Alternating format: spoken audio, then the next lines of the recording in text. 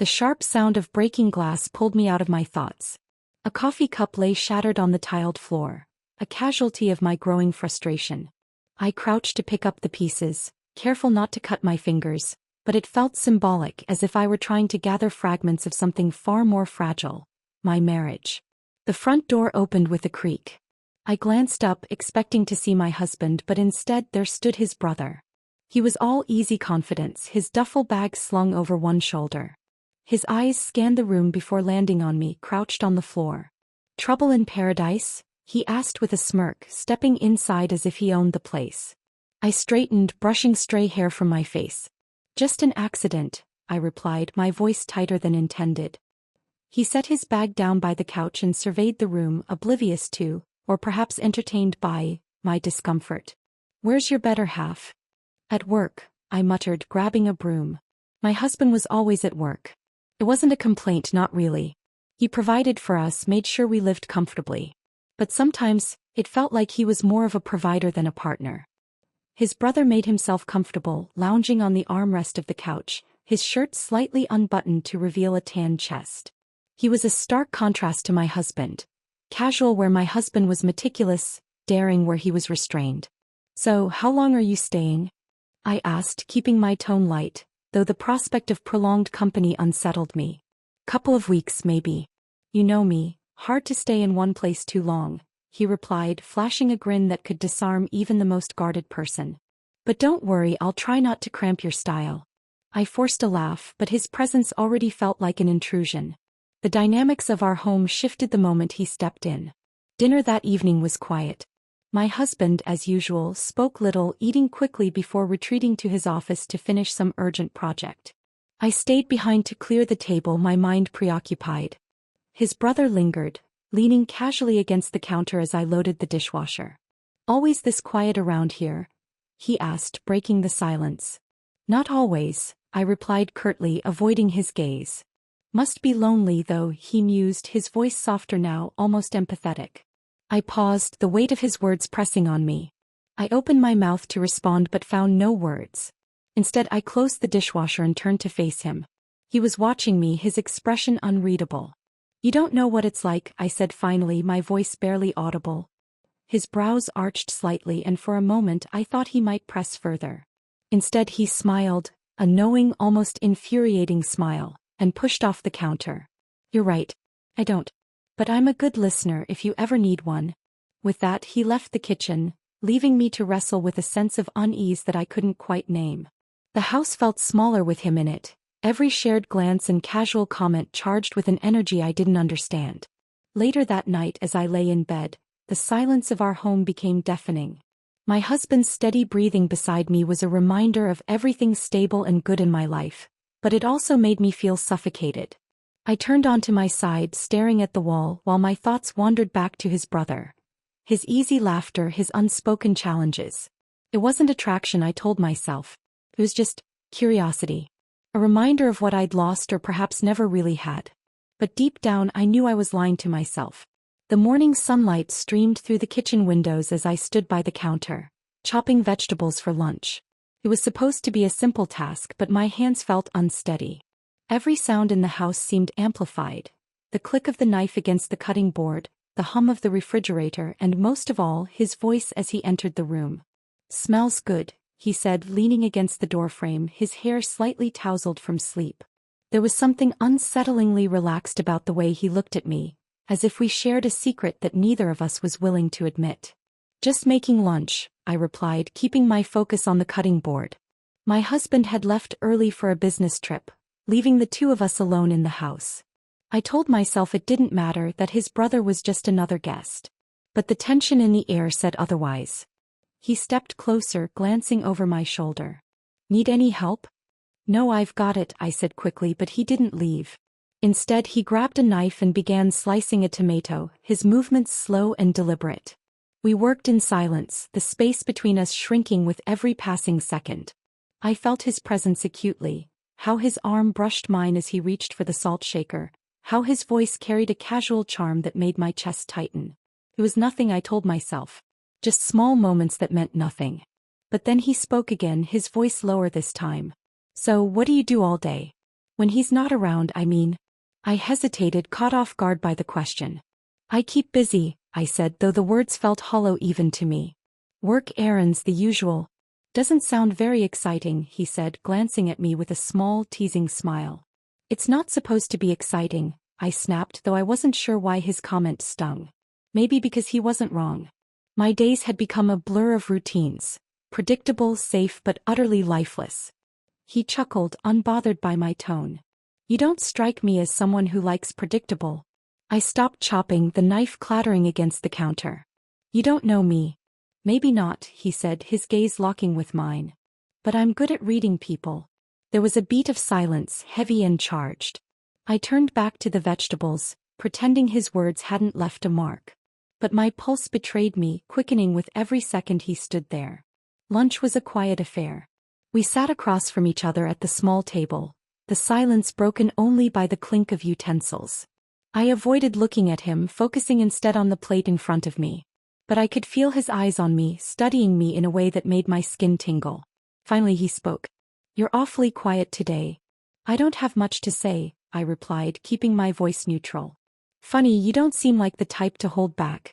His tone was light, almost playful, but there was an edge to it that I couldn't ignore. I set my fork down, meeting his gaze for the first time since we'd sat down. And what type do you think I am? His smile was slow, deliberate. The type who doesn't get enough credit for everything she does. The type who's got more fire than she lets on.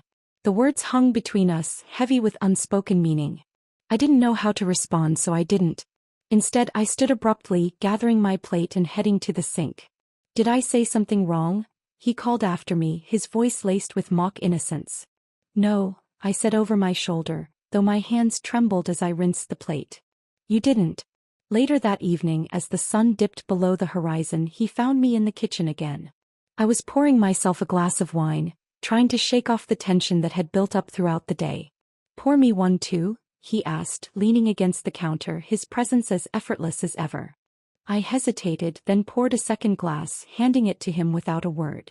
We stood there in silence, the only sound the faint hum of the dishwasher.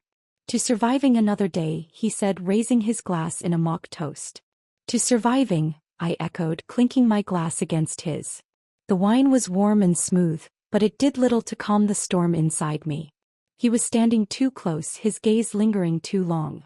When I looked up, I found him watching me, his expression unreadable. And then it happened. It wasn't planned or even intentional. His hand brushed mine as he set his glass down, and before I could think, he was leaning in. His lips barely touched mine, just a whisper of contact, but it was enough to make my breath hitch. I pulled back quickly, my heart pounding. I can't, I stammered, the words tumbling out in a rush. His smile was soft, almost sad. I know. And just like that, the moment was over. He stepped back, giving me space, but the damage was already done. The line had been crossed and there was no going back. The days that followed blurred together in a haze of routine. My husband had returned from his trip, filling the house with his quiet presence and steady predictability. But beneath the surface, something was different. I felt it every time I passed the guest room where his brother now stayed, or caught his glance during breakfast. There was a tension in the air, unspoken but impossible to ignore. I threw myself into housework, hoping the monotony would silence the thoughts swirling in my mind. But even scrubbing countertops or folding laundry couldn't erase the memory of his lips on mine, the way my heart had raced like it hadn't in years. Breakfast conversations. One morning, as we all sat around the dining table, the usual silence was broken by my husband. You're quiet lately, he said, his eyes on me as he buttered his toast. Everything okay? Of course, I replied, forcing a smile. Just tired, I guess. She works too hard, his brother chimed in, leaning back in his chair with an easy grin. You should take her out more. Give her a break. My husband glanced at him, puzzled. She doesn't complain. We're fine. His brother shrugged, his smile unwavering. Maybe she doesn't complain because she knows it wouldn't make a difference. I froze, my fork halfway to my mouth. The comment hung in the air, sharp and pointed, before my husband brushed it off with a chuckle. You've always had a way with words. I stayed silent, my appetite gone. His brother caught my eye across the table, his expression unreadable. Felt like he was daring me to react, to say something, anything. But I didn't. Later that afternoon I offered to go grocery shopping, desperate for some time alone. As I reached for my keys, his brother appeared in the hallway. "I'll come with you," he said casually, as if it were the most natural thing in the world. "You don't have to," I replied quickly, but he was already grabbing his jacket. "I know," he said, flashing that infuriating grin. "But I want to." The drive to the store was quiet, the hum of the engine filling the space between us. I kept my eyes on the road, my hands gripping the steering wheel a little too tightly. "You're tense," he said after a while, his voice low. "I'm fine," I replied curtly, though my pulse betrayed me. "Are you?" he asked, his tone softer now. "Because you don't seem fine." I didn't answer. What could I say? That my world had been turned upside down? That I didn't know how to feel anymore? At the store we moved through the aisles in silence, our cart filling with the usual items. It wasn't until we reached the produce section that he spoke again. "You know, you don't have to keep pretending," he said, his voice quiet but firm. "Pretending what?" I asked, feigning ignorance as I reached for a bag of apples. "That everything's perfect," he said, stepping closer. "That you're happy." I turned to face him, my heart pounding. "You don't know anything about my life." "Maybe not," he said, his eyes meeting mine. "But I know enough to see that you deserve more." His words hit me like a punch to the gut. I opened my mouth to respond, but no sound came out. Instead, I turned away, focusing on the apples as if they held the answers to all my problems. The drive home was even quieter than before. I could feel his gaze on me, but I refused to look at him. When we pulled into the driveway, he reached for the door handle, pausing before stepping out. "You don't have to admit it," he said, his voice low. "But you know I'm right." And then he was gone, leaving me alone with the weight of his words. I sat in the car for a long time, staring at the steering wheel and wondering how everything had become so complicated. That evening, as we sat down to dinner, the atmosphere was heavy. My husband was his usual self, talking about his day at work, oblivious to the storm brewing beneath the surface. His brother, however, was quieter than usual, his eyes flickering to me every so often. At one point, my husband reached across the table to refill my glass of water. The gesture was simple, almost automatic, but it felt foreign, like a reminder of the connection we'd lost somewhere along the way. "You're lucky, you know," his brother said suddenly, breaking the silence. My husband looked up, puzzled. "Lucky? To have someone like her," he said, his eyes fixed on me. "Not everyone gets that." The room went silent, his words hanging in the air like a challenge. My husband laughed nervously, brushing it off as another one of his brother's jokes. But I couldn't laugh. I couldn't even breathe. The next morning, the house was quiet, save for the faint sound of birds outside the window. My husband had left early for the office, leaving me alone with my thoughts and, inevitably, his brother. I stood at the counter, waiting for the coffee machine to finish its slow, steady drip.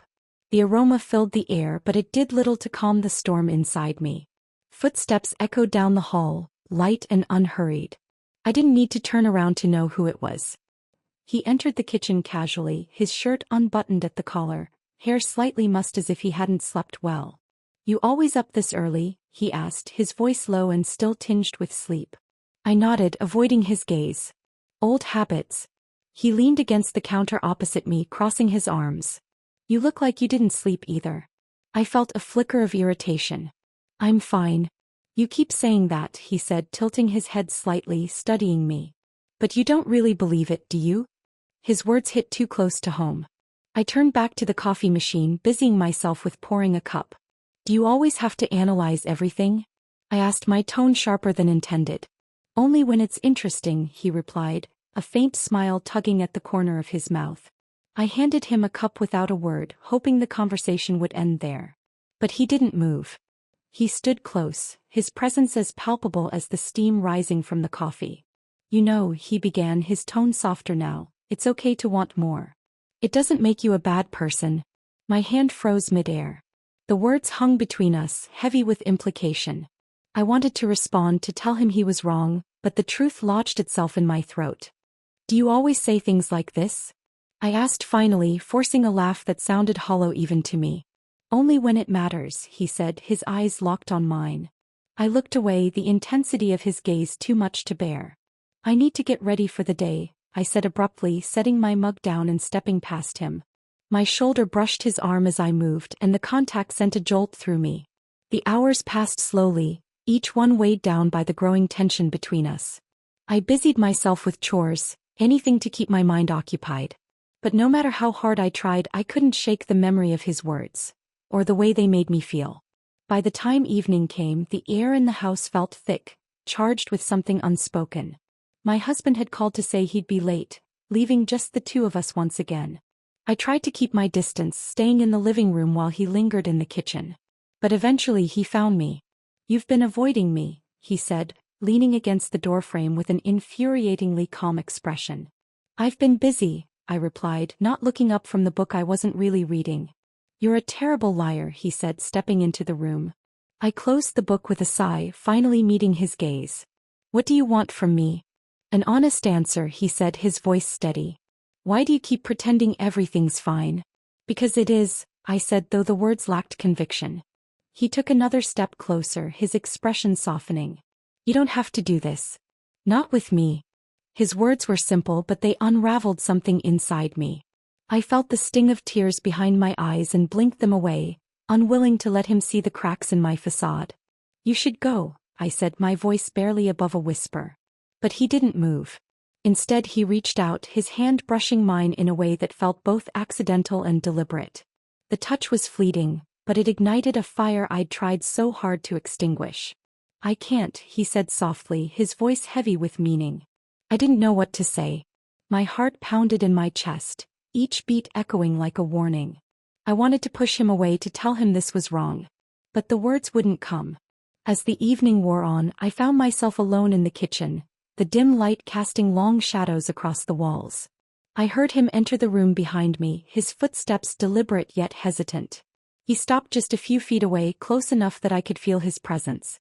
"You know this isn't easy for me either," he said, his voice barely above a whisper. I turned to face him, my chest tightening at the vulnerability in his eyes. "Then why are you doing this?"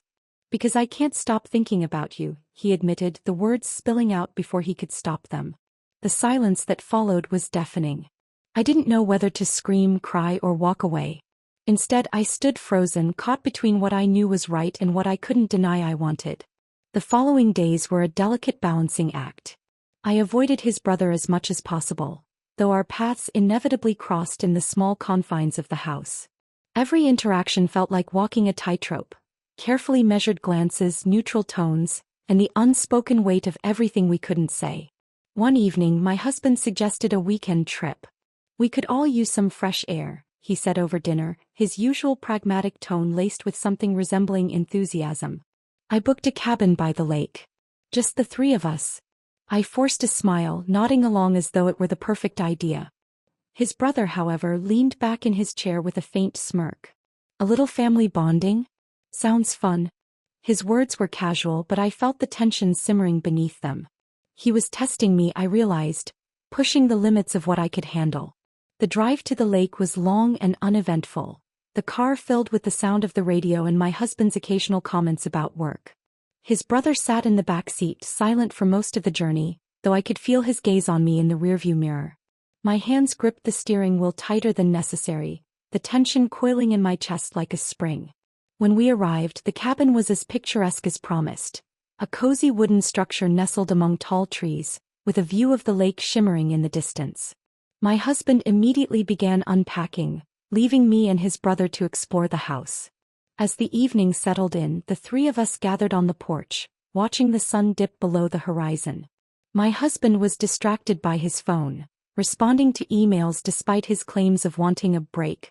His brother sat beside me, his proximity both comforting and maddening. At one point, my husband excused himself, heading inside to take a call. The moment he was gone, the air shifted. His brother leaned closer, his voice low. "You're quiet tonight." "I'm just tired," I replied, keeping my gaze fixed on the lake. He studied me for a moment before speaking again. "You know, you're allowed to want more than this." "Stop," I said sharply, though my voice wavered. "You can't keep doing this." "Doing what?" he asked, his tone deceptively calm. "Telling you the truth?" I turned to face him, anger and frustration bubbling to the surface. "This isn't fair. To me, to him, to any of us." "Fair?" he repeated, a bitter laugh escaping his lips. "Since when has life ever been fair?" His words stung because they were true. I hated how easily he could cut through my defenses, how effortlessly he saw through the facade I worked so hard to maintain.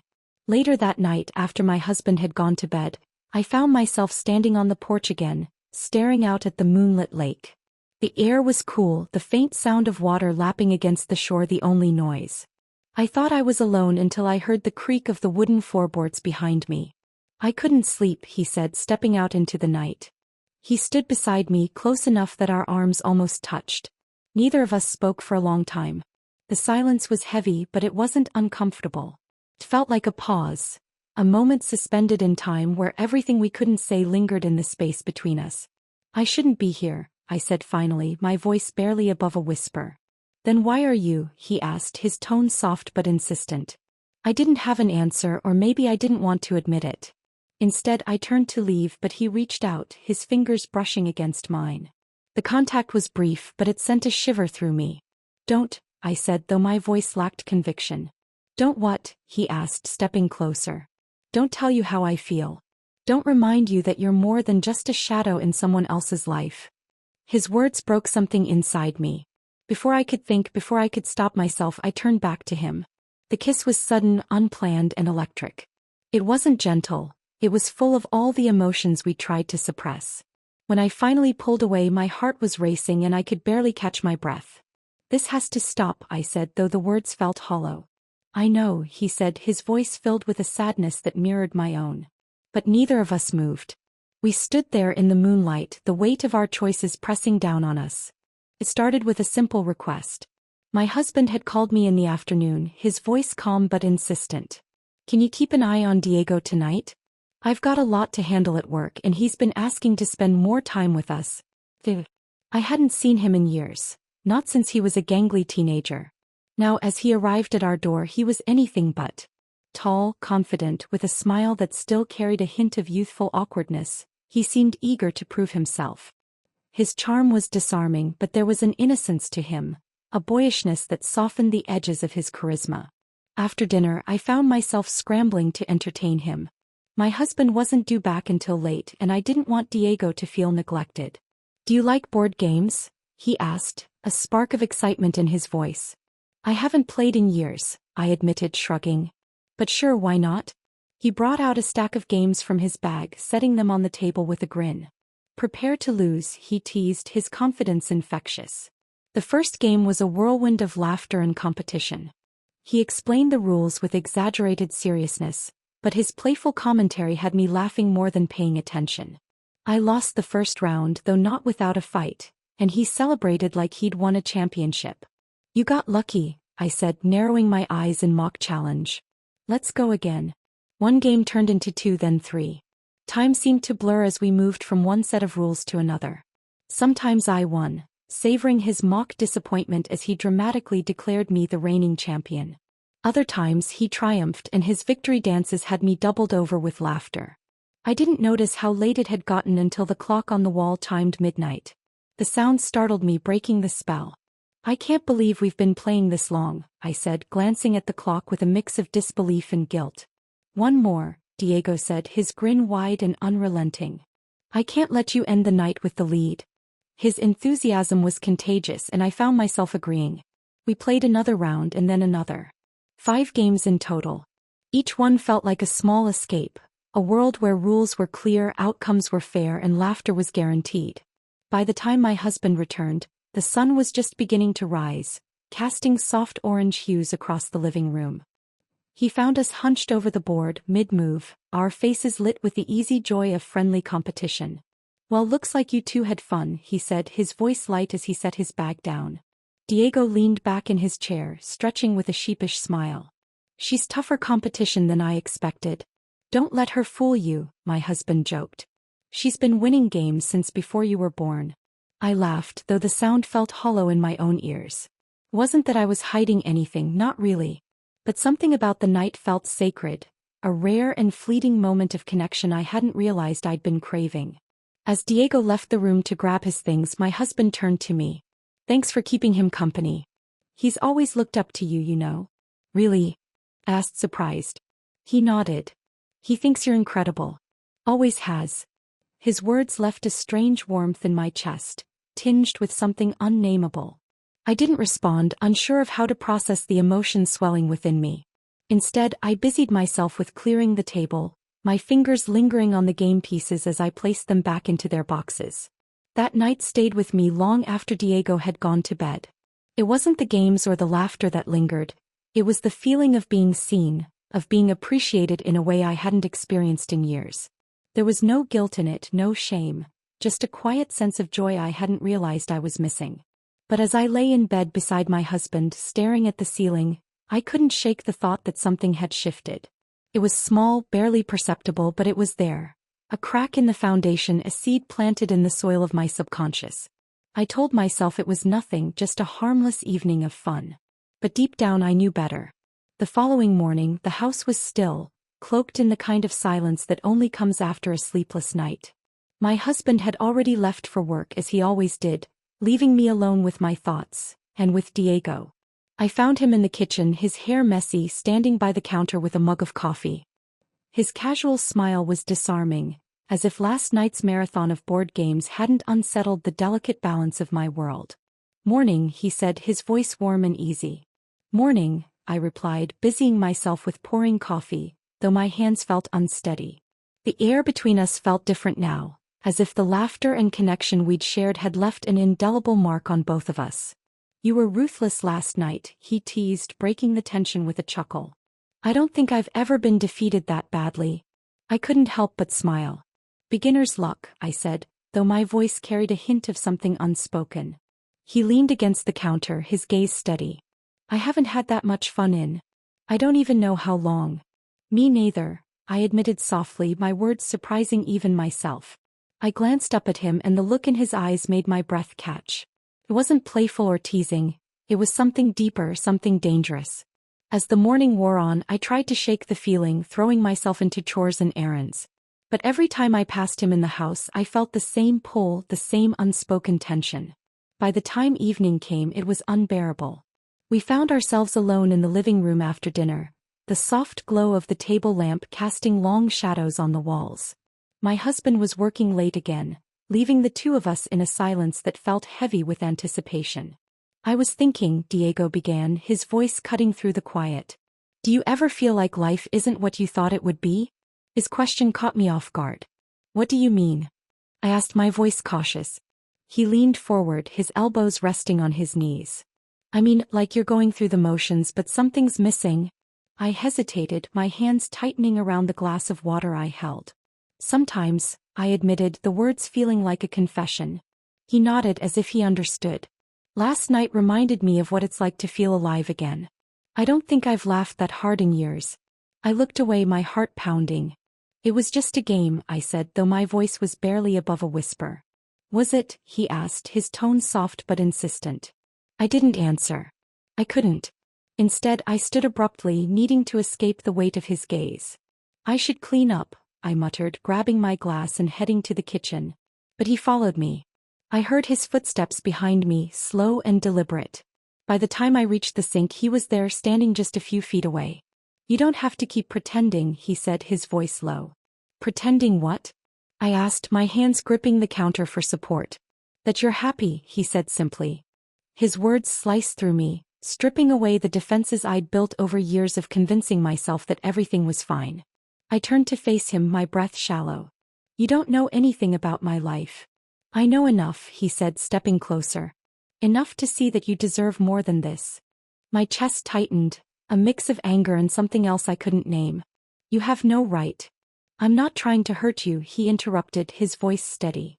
"But I can't stand by and watch you fade into the background of your own life." The silence that followed was deafening. I felt the sting of tears behind my eyes but refused to let them fall. "You should leave," I said finally, my voice trembling. But he didn't move. Instead, he reached out, his fingers brushing mine. The touch was light, tentative, but it sent a shiver through me. I pulled away quickly, turning back to the sink as if the act of washing dishes could erase the moment. "I'm sorry," he said softly. "I didn't mean to cross a line." I didn't respond. My hands worked mechanically, scrubbing a plate that was already clean. I heard him step back, the sound of his retreating footsteps a relief and a disappointment all at once. Later that night, as I lay in bed beside my husband, The events of the evening replayed in my mind. I tried to focus on his steady breathing, his familiar presence, but my thoughts kept drifting back to Diego. His words, his touch, the way he looked at me like he saw something I didn't even see in myself. I hated the way it made me feel. I hated the way it made me question everything. But most of all, I hated that part of me didn't want it to stop.